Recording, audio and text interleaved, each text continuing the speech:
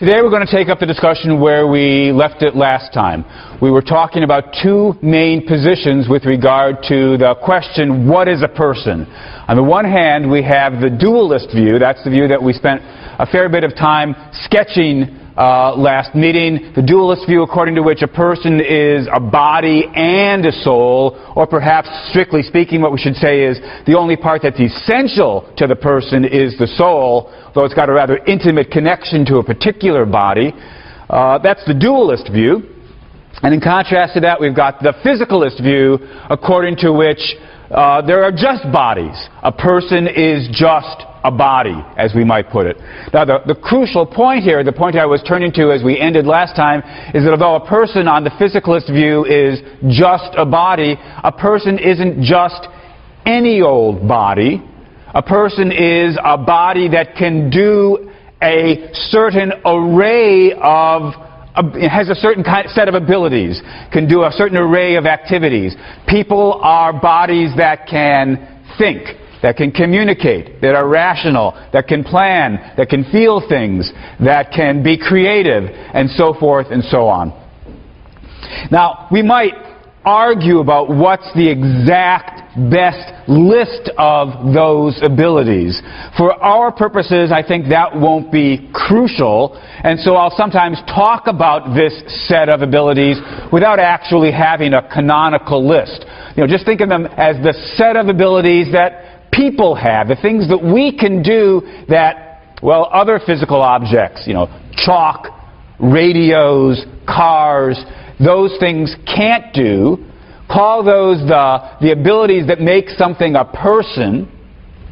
In fact, to just introduce a piece of jargon, we could call those the P abilities, P for person, or we could talk about the various kinds of ways. This is the physicalist way of thinking about it.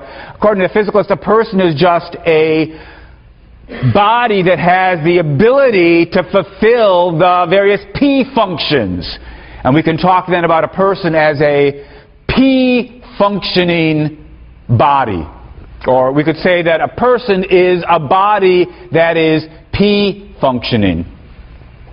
It's important to see that the idea is, although it's a body, it's not just any old body, and indeed it's not just any old human body. After all, if you rip out your gun, shoot me in the heart, I bleed to death. Well, we still have a human body in front of us, but we don't have a P-functioning body. We don't have a body that's able to think, a body that's able to plan, to communicate, to be creative, to have goals. You know, so the crucial thing about having a person is having a P-functioning body. Now, what's a mind on this view? On the physicalist view, it's still perfectly legitimate to talk about minds. The point, though, is that from the physicalist perspective, the best thing to say is talk about a mind is a way of talking about these various mental abilities of the body. A way, we nominalize it. We talk about it using a noun, the mind, but talk of the mind is just a way of talking about these abilities that the body has when it's functioning properly. This is similar, let's say, to talking about a smile. Right? We believe that there are smiles. Physicalists don't deny that there are minds, just like we don't deny, we all believe that there are smiles. But what is a smile? Well, a smile is just a way of talking about the ability of the body to do something, this characteristic thing we do with our lips exposing our teeth and so forth, Right? There's a smile, whether dorky smile, but there's a smile.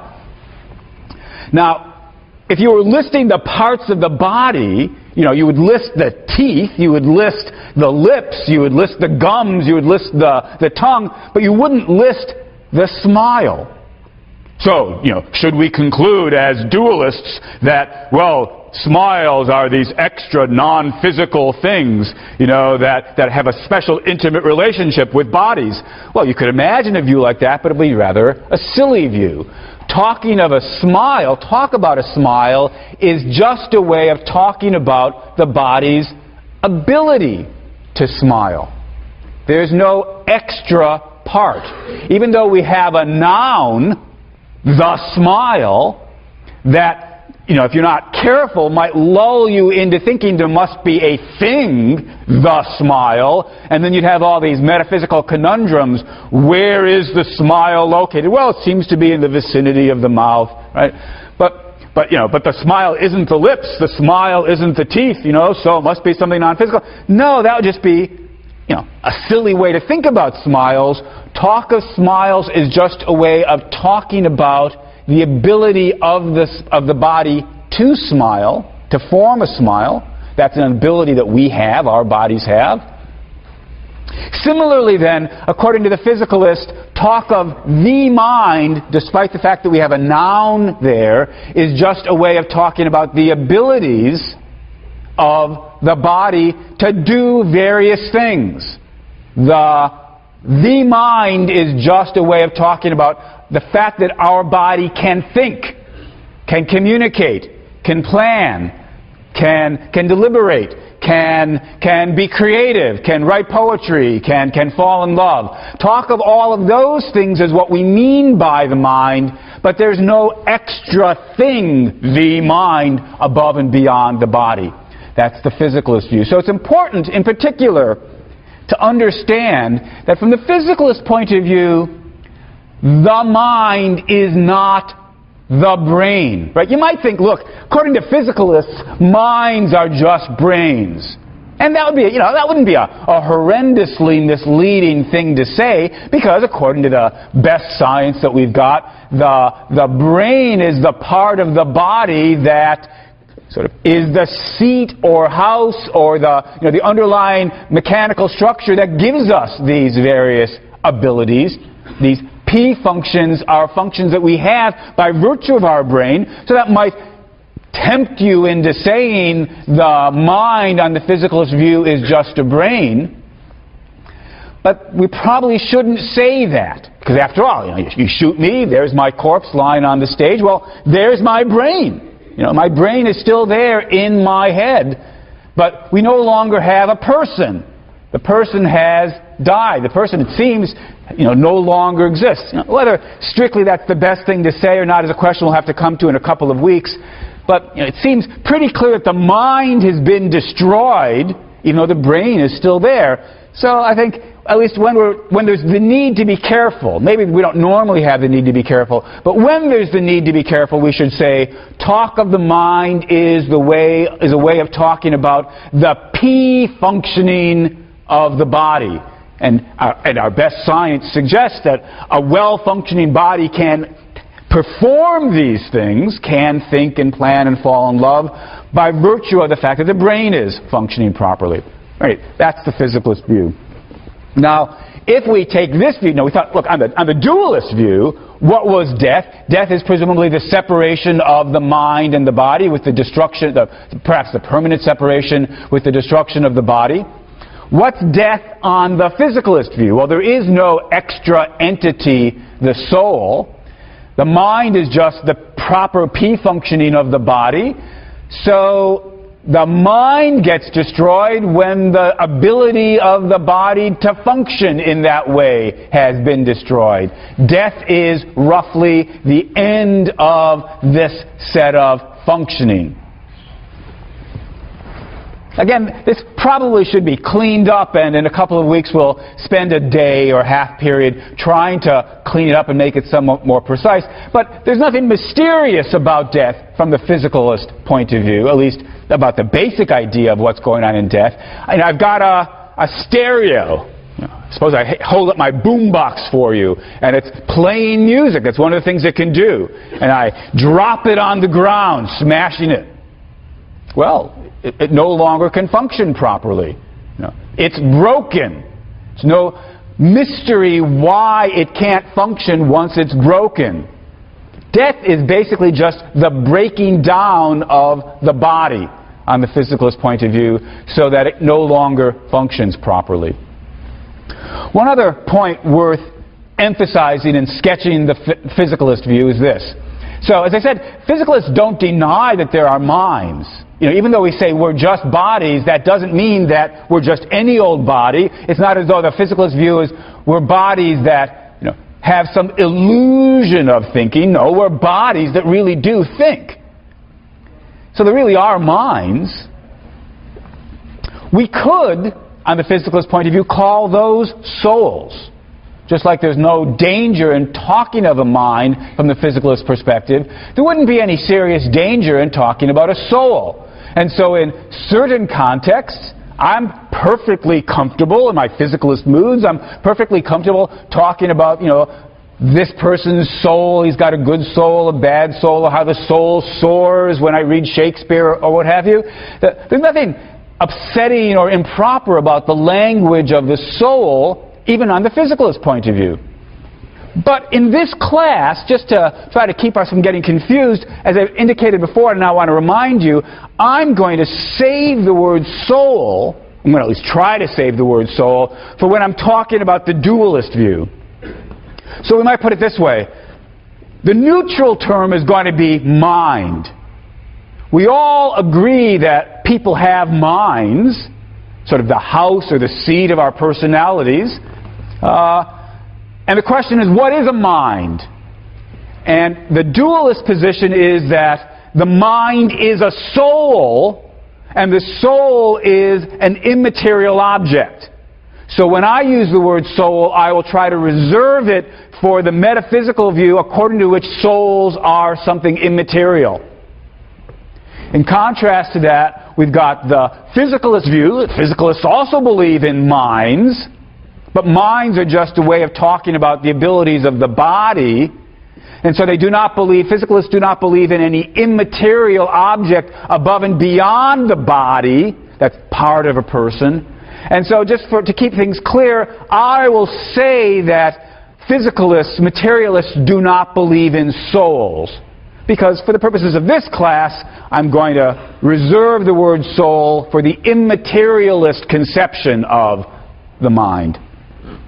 Though in other contexts, no harm in talking about souls. All right, so these are the two basic positions, the dualist view on the one hand, the physicalist view on the other. And the question we need to turn to, I take it that just as the dualist view is a familiar one, so it's true that the physicalist view is a familiar one. Whether or not you believe it, you are familiar with the fact that some people believe it, or at least you wonder whether it's true. Does science require that we believe in the physicalist view or not? The question we want to turn to then is, which of these two views should we believe? The dualist position or the physicalist position? And the crucial question, presumably, is, well, should we believe in the existence of a soul? Both sides believe in bodies. Right? As I say, the dualist position, as we're understanding it, is not a view that says there are only minds, there are no bodies. Dualists believe that there are bodies. They believe that there are souls as well as bodies. Physicalists believe there are bodies but no souls. So there's an agreement that there are bodies. Here's one. Each one of you is sort of dragging one around with you. There's agreement that there's bodies. The question is, are there anything beyond bodies? Is there anything beyond the body? Is there a soul? Are there souls? So that's the question that's going to concern us for a couple of weeks. Well, if we ask ourselves, what reasons do we have to believe in a soul? We might start by asking, what reasons do we have to believe in anything? How do we prove the existence of things? Now, for lots of familiar, everyday objects, the answer is fairly straightforward. We prove their existence by using our five senses. We just see them. Right? How do I know that there are chairs? Well, there are some chairs in front of me. Open my eyes, I see them. How do I know that there's a lectern? Well, I see it. I can touch it. I feel it. How do I know that there are trees? I see them. How do I know that there are birds? I see them. I hear them. How do I know that there are apples? I see them. I taste them. So forth and so on. But that approach pretty clearly isn't going to work for souls.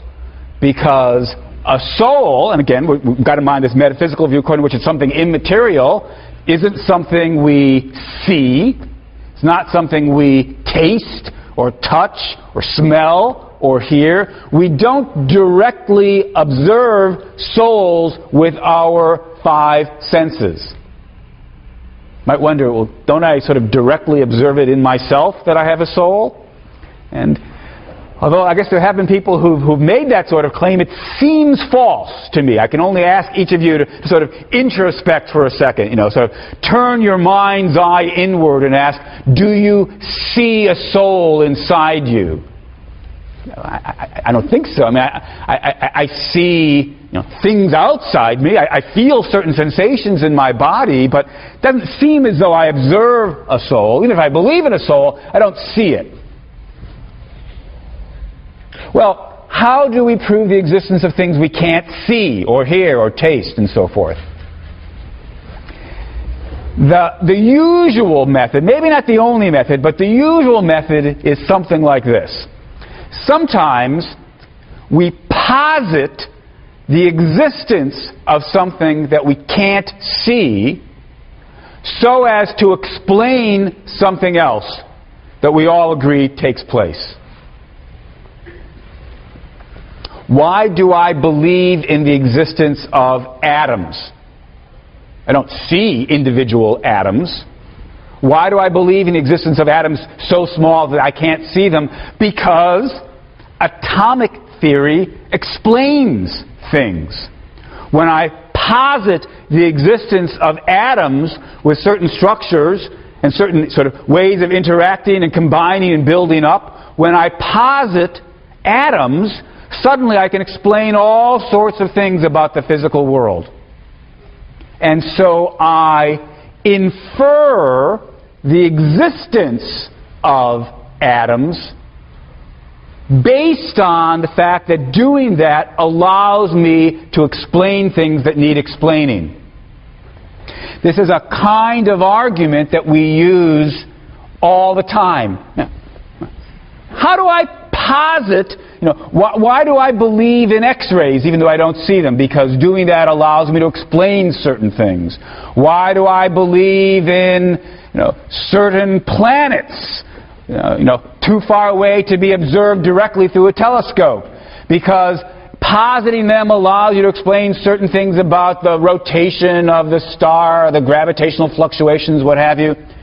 We make inferences to the existence of things we can't see when doing that helps us to explain something we can't otherwise explain. This pattern of argument, which is ubiquitous, is called inference to the best explanation. Now, I want to emphasize this bit about best explanation. What we're justified in believing are those things that we need not simply when they would offer us some kind of explanation, but when they offer us the best explanation that we can think of.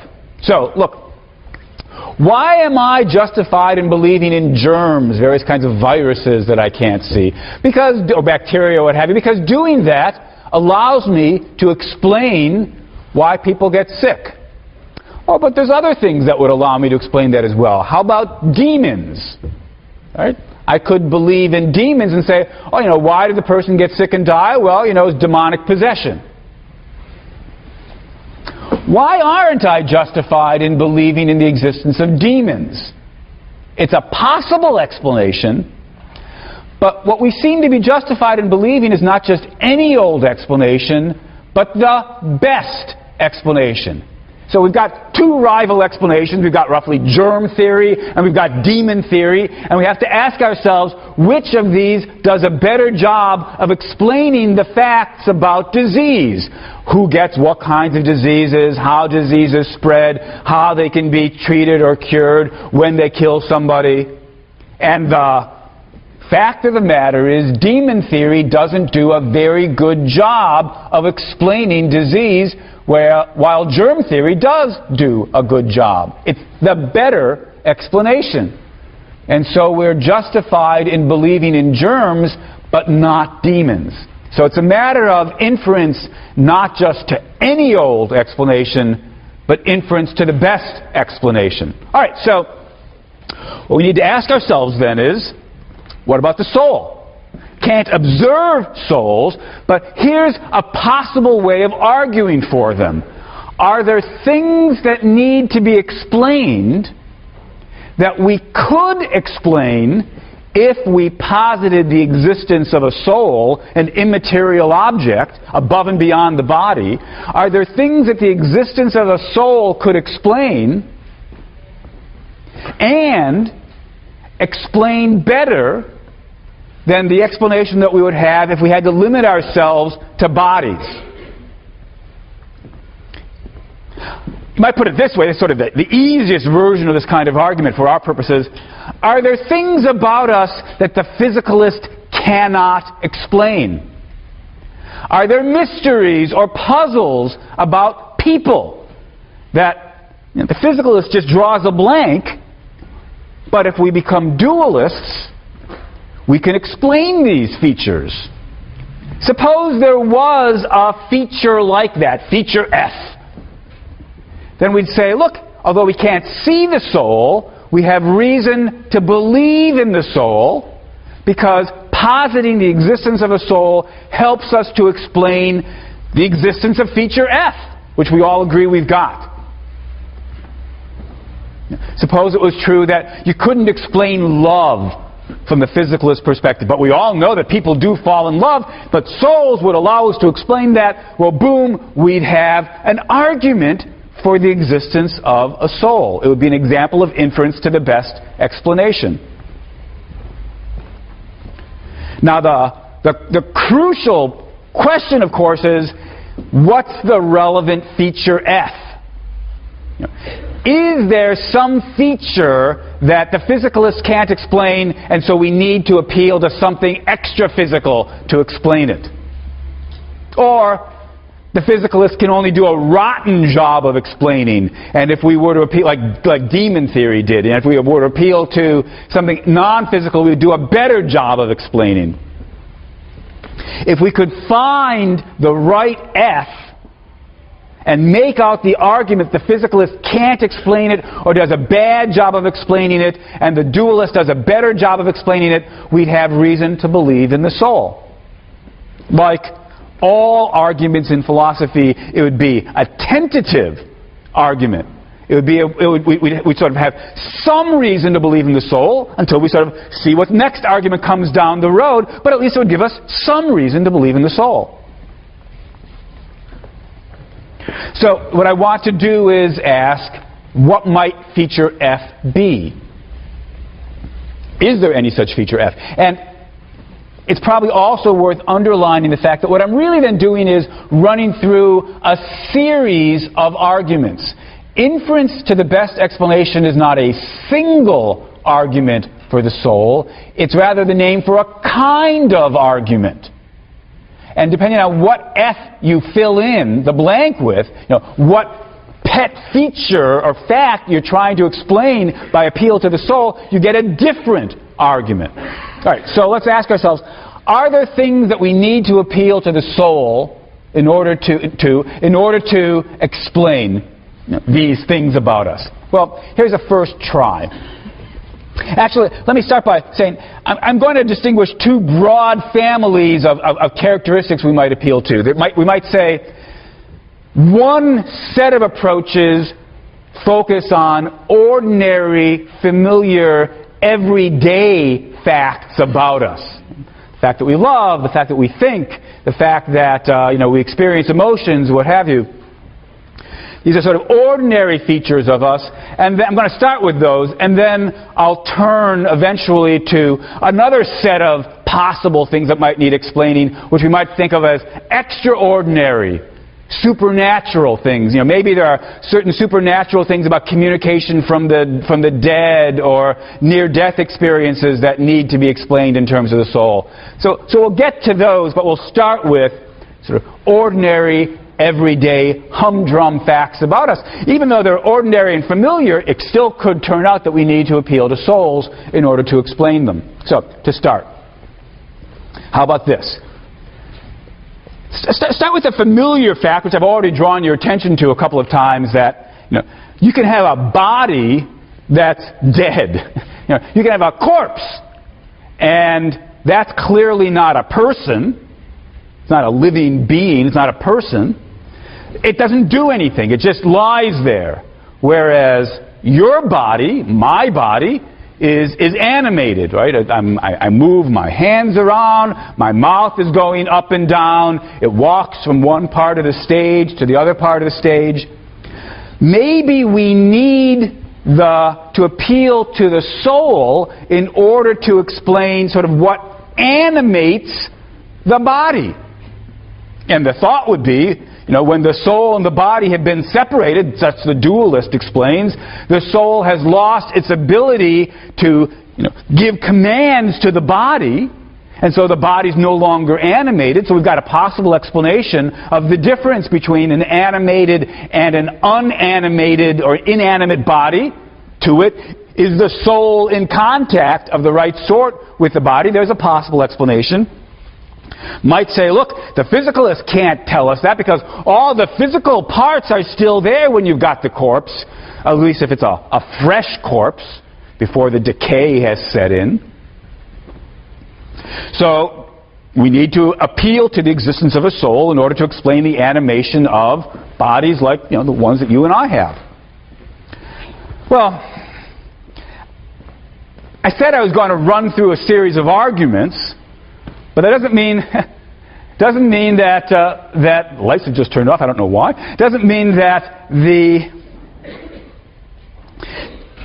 going to run through a series of arguments. It doesn't mean that I think the arguments all work. Right? Now, I announced on the first day of class that I don't myself believe in the existence of a soul. And as such, it shouldn't be any surprise to you that what I'm going to do as we run through each of these arguments is say, I'm not convinced by it, and here's why. Now, since I think that the argument I'm about to sketch, and I've just started sketching the first of, is fails, I hope you'll think it over and you'll eventually come to agree with me, yeah, these arguments don't really work after all. But what's more important to me is that you at least think about each of these arguments. Is this a convincing argument for the existence of a soul? If you think so, what response do you want to offer to the objections that I'm giving? If this argument doesn't work, is there another argument for the existence of a soul that you think's a better one? All right. So, first argument. You need the soul in order to explain the animation of the body. Well, from the physicalist point of view, of course, the answer is going to be too quick. To have an animated body, you need to have a functioning body. And it's true that when you've got a corpse, you've got all the parts there, but clearly they're not functioning properly. But all that shows us is the parts have broken. Remember my stereo. I drop my stereo. It falls on the stage. It doesn't work anymore. It stops giving off music. My boombox stops giving off music. That's not because previously, we had a CD inside of it. We had some batteries. We dropped the whole thing. It's not as though previously there was something non-material there. You've got all the same parts there, but the parts are now broken. They're not connected to each other in the right way. The energy is not flowing from the batteries through the wires to the CD component. There's nothing mysterious from the physicalist perspective about the idea that a physical object can break. And so although we need to offer a story about what makes the parts work when they're connected with each other and interacting in the right way, there's no need to appeal to anything beyond the physical. Well, suppose we try to refine the argument. Suppose we say, you need to appeal to the soul in order to explain not just the fact that the body moves around, flails, but the body sort of acts purposefully. We need something sort of to be pulling the strings, to be directing the body. That's what the soul does. So says the dualist. And in response, the physicalist is going to say, Yes, it's true that bodies don't just move around in random patterns. Human bodies don't do that. So we need something to direct it, but why couldn't that just be one particular part of the body plays the part of the command module? Suppose I've got a heat-seeking missile, which tracks down the plane. As the plane tries to dodge it, the missile corrects its course. It's not just moving randomly, it's moving purposefully. There better be something that explains, that's controlling the motions of the missile. But for all that, it could just be a particular piece of the missile that does it. More gloriously, we could imagine building some kind of a robot that does a variety of tasks. And it's not moving randomly, but the tasks for all that are controlled by the CPU within the robot. So the physicalist says we don't need to appeal to anything as extravagant as a soul in order to explain the fact that bodies don't just move randomly, but they move in purposeful ways and are controlled. Now, for each objection there's a response. Right? You could imagine the dualist coming back and saying, but look, in that case of the heat-seeking missile, or the robot for that matter, although it's doing things, it's just obeying orders. And the orders were given to it from something outside itself. Something programmed the robot or the missile. So don't we need there to be something outside the body that programs the body? And that could be the soul. That's a harder question. Must there be something outside the body that controls the body? Well, look, one possibility, of course, is, well, why not say that people are just robots as well, and we get our commands from outside? I mean, on a familiar religious view, God builds Adam out of dirt, out of dust. Adam is just a certain kind of robot then. God sort of breathes into Adam, that's sort of turning it on, maybe people are just robots, commanded from outside by God, but that doesn't mean that there's anything more to us than there is to the robot. That's one possible response. Different response, of course, is why couldn't we have robots that just build more robots? And then if you ask, where did the commands come from? The answer is, well, when they were built. They were built in such a way as to sort of have certain instructions that they begin to follow out. Just like people have a genetic code, perhaps, that gives us various instructions that we begin to follow out, or a certain innate psychology, or what have you. Well, the argument quickly becomes very, very messy. And the fan of the soul begins to want to protest, but look, we're not just robots. We're not just robots with some sort of program in our brain that we're following. We've got free will. And robots can't have free will, and so there's got to be something more to us than robots. We can't just be physical things. This is an interesting argument, but I think it's a new argument. So we started with the idea you needed to appeal to souls in order to roughly explain why human bodies move, why we're animated, or why we move in non-random ways. And I think it's fairly clear that you don't need to appeal to souls in order to do that.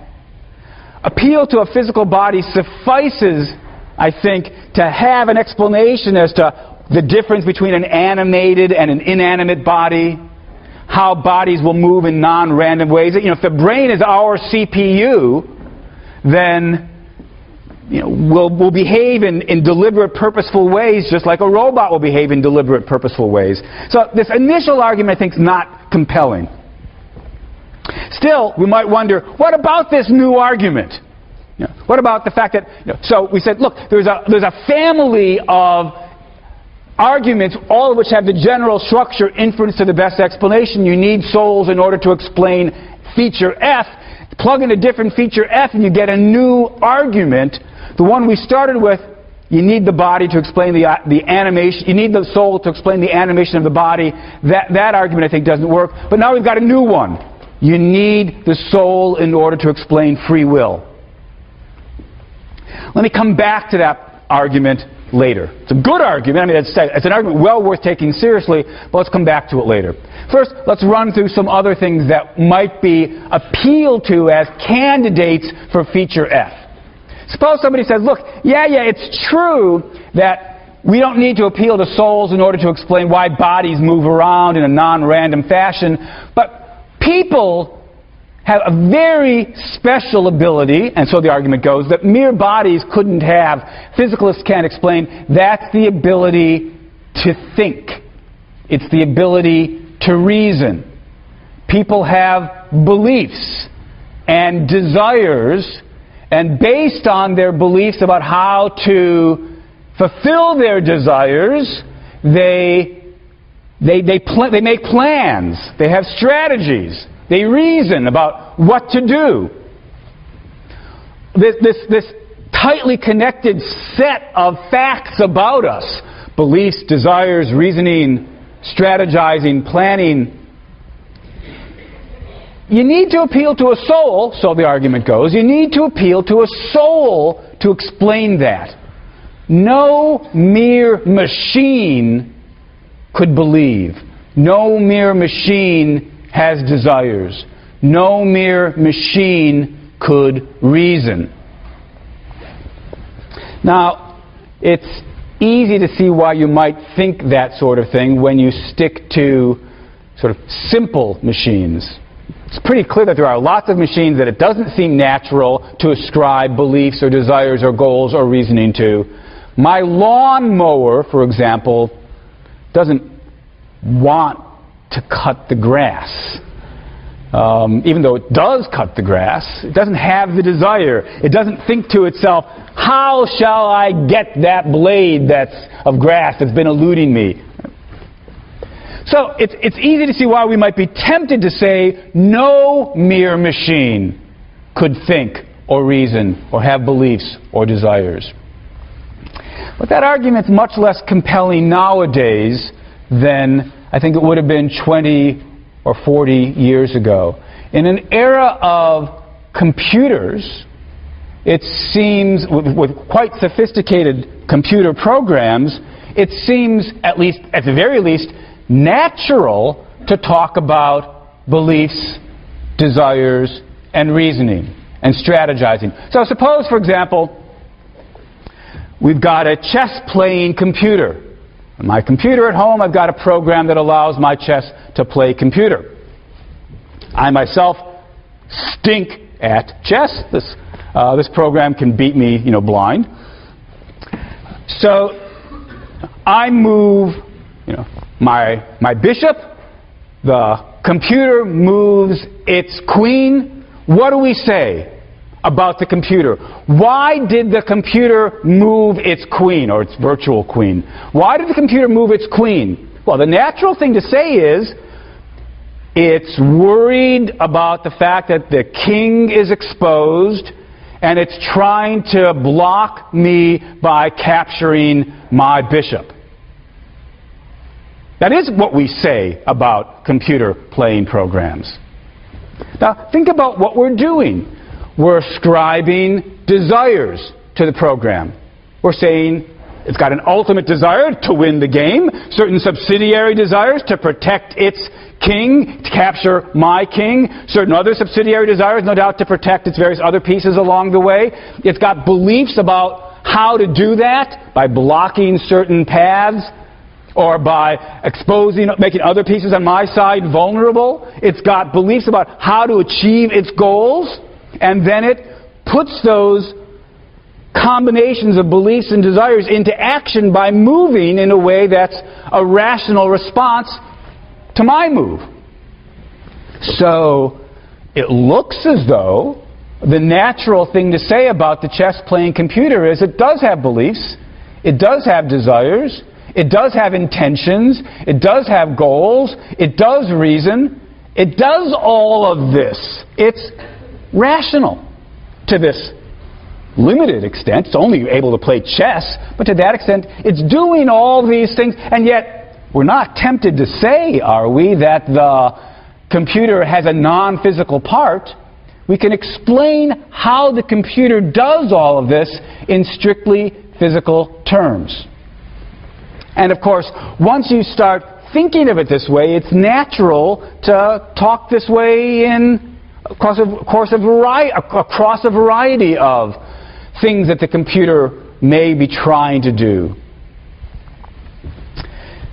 Now, of course, it's perfectly open to you as a dualist to respond by saying, yeah, although we personify the computer, we treat it as though it was a person, as though it had beliefs and desires and so forth. It doesn't really have the relevant beliefs and desires because it doesn't have any beliefs and desires, because no physical object could have beliefs and desires. And in response to that, I just want to say, isn't that just prejudice? Of course, it is true that if we simply insist no physical object could really have beliefs or desires, then it will follow that when we are tempted to ascribe beliefs and desires to my chess-playing computer, we're falling into an illusion. That will follow once we assume that no physical object has beliefs or desires. But what reason is there for saying it has no beliefs or desires?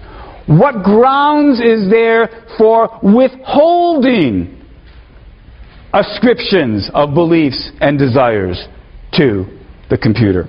That's far from obvious.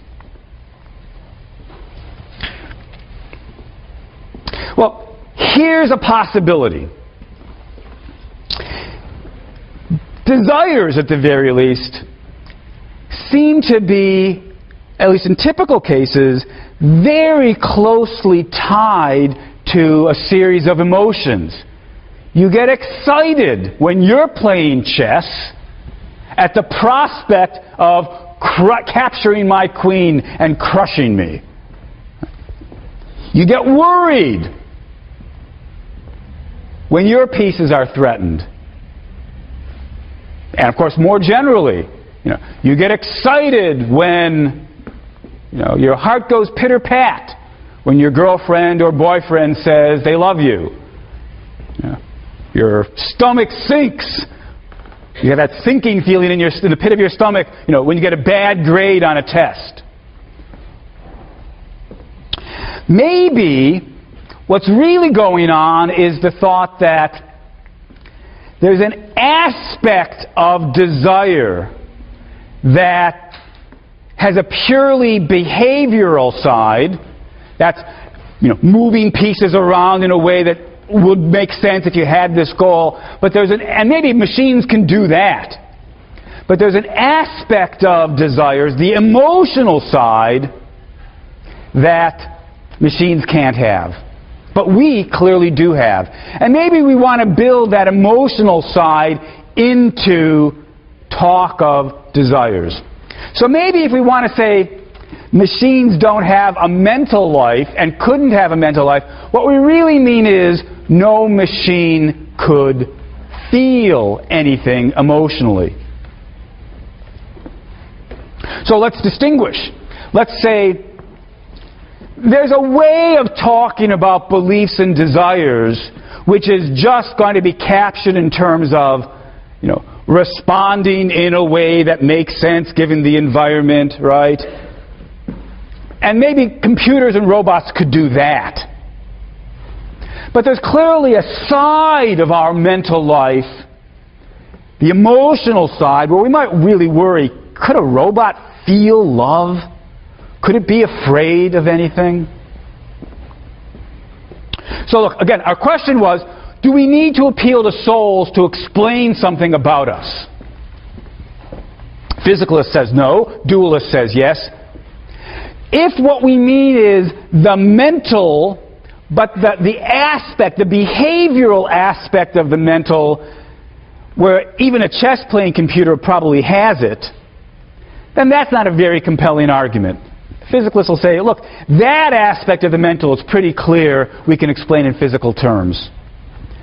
But let's just switch the argument. What about emotions? Can a robot feel emotions? Could a purely physical being fall in love? Could it be afraid of things? Could it hope for something?